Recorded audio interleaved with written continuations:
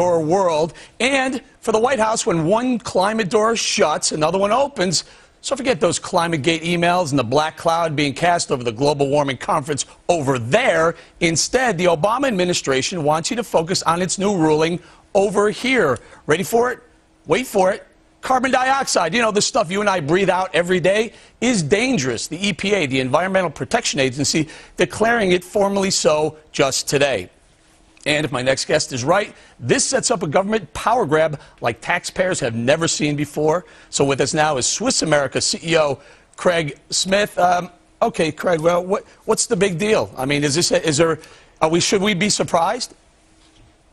I don't think we should be surprised, but we should be very concerned, Eric. I mean, think about this. This is called an endangerment finding from the EPA, which will give them unprecedented powers under the Clean Air Act. If you look at the Clean Air Act and what they're able to do under it, it'll make cap and trade look like small potatoes. Craig, Craig, set this up for our viewer, though. Tell us the difference between an EPA ruling and regulation and a cap and trade bill being legislation. Well, because we don't have a cap and trade bill passed, Mr. Obama, I believe, politically wanted to go into Copenhagen. I call it Dopenhagen. With an ability to be able to say we're willing to cap carbon emissions. So what he basically said is if you don't like cap and trade, which is a ping pong paddle I'm going to spank you with, I'll come in with a baseball bat called the Clean Air Act. We have to remember that the Supreme Court in 2007, Eric, gave unprecedented powers under the Clean Air Act to allow the EPA to regulate the emission of carbon. Now, if that happens, you're talking about huge regulations on business that we can ill afford, considering most businesses now are recovering. Eric, how can we afford this in the climate we're in? Give us an idea of what it would cost. I mean, what does it cost businesses if an EPA-regulated carbon ruling comes down?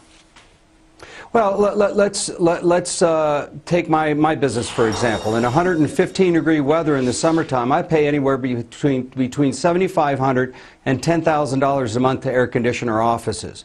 Those costs will go up precipitously. Plus, they may make it where they regulate where I can put my thermostat.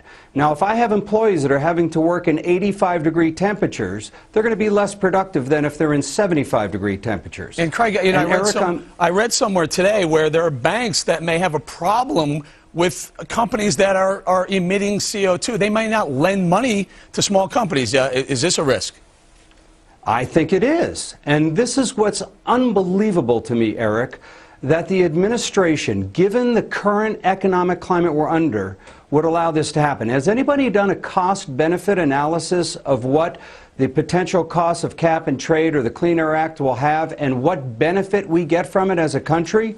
Look, if global warming is a real issue and we need to address it, let's address it in a balanced approach. To take this, if you will, chainsaw to an operation that needs a scalpel, I think is going to be real messy. It's going to hurt businesses. And I know in Arizona it's going to cost jobs, Eric. I have several friends that are in businesses that are real labor intensive with people in trucks. The increased cost of fuel, the increased cost of potential regulation of not being able to use your truck except during certain business hours could have a horrendous impact on those businesses. Real quickly, the Obama administration needs to take a deep breath and think this through. We have to go in a word. Will you bear the brunt of that cost, or are you going to pass that along to the people you sell to? I'm going to unfortunately have to pass it on to my customers. What choice am I given? I mean, we're already being regulated to death as it is. All right, Craig Smith, CEO of Swiss America, thanks for joining us from Phoenix, Arizona.